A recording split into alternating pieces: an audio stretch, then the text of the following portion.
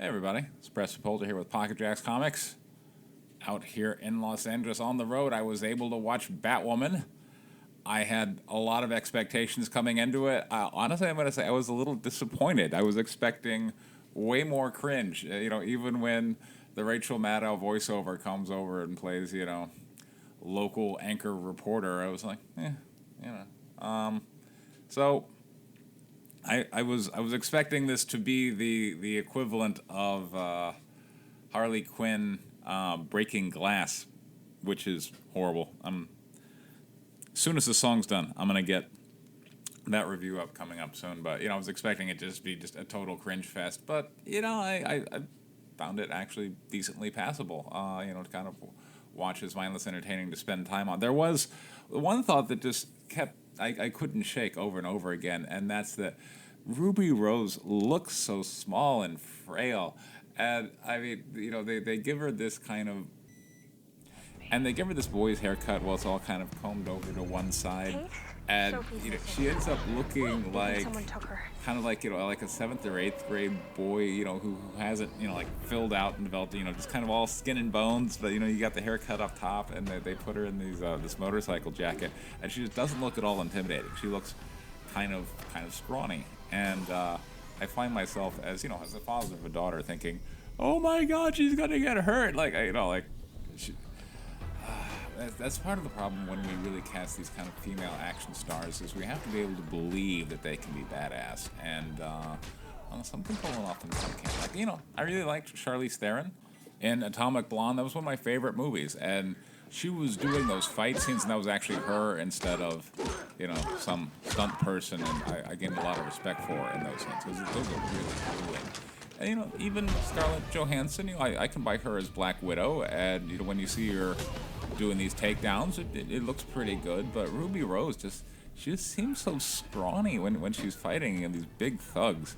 I'm like, oh gosh, so I'm having a hard time buying that one.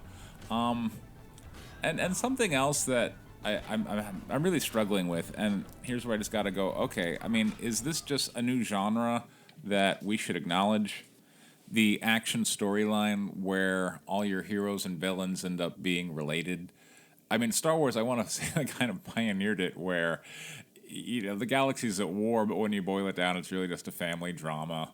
You've got, Vader, the authoritarian father, and the rebellious Luke, and, the sister, and then Rey. I don't know if she's going to be part of the Skywalker clan or not. I mean, at this point, I don't even know. Who knows? But, Star Wars kind of boils down to this family drama that involves the galaxy. In the case of Batwoman, at the end of the pilot episode, all right, so we've got Batwoman who is absolutely in love with this other woman, Sophie Moore, as played by the actress Megan Tandy, and their hot lesbian love affair was what caused Kate Kane to flunk out of the academy. Thanks, girlfriend. But then they both end up working for Kate Kane's dad's private security firm, the Crows, which ended up being targeted by Alice, who's the villainess, and Alice turns out was kind of stepsister to, or had some childhood relation to Kate Kane, who were not properly saved by Batman, who is their uncle.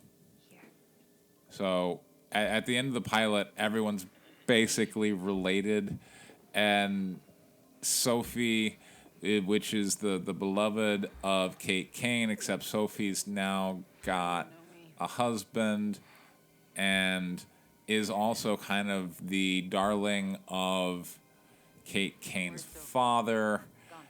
And so there's this weird thing where Kate Kane's dad really prefers to throw his kind of love and fatherly affection behind the woman that Kate Kane is also in love with, and it like everything just kind of boils down to just this really strange set of interpersonal dynamics that it just goes beyond coincidence that everybody involved in the story is all very closely related.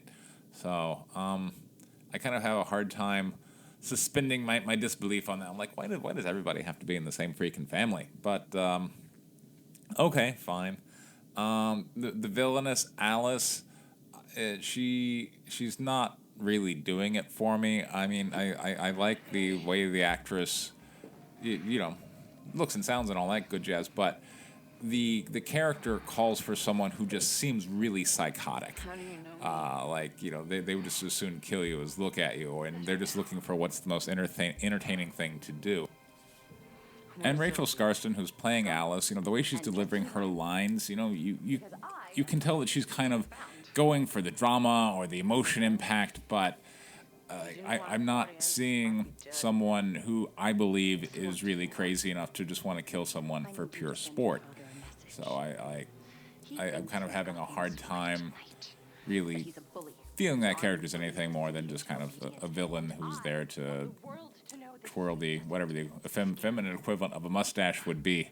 But, I mean, again, it's passable. CW Batwoman. So I was expecting to end up doing a lot more cringing than I actually did watching Batwoman. Instead, I was left with, I'm sure it'll get worse.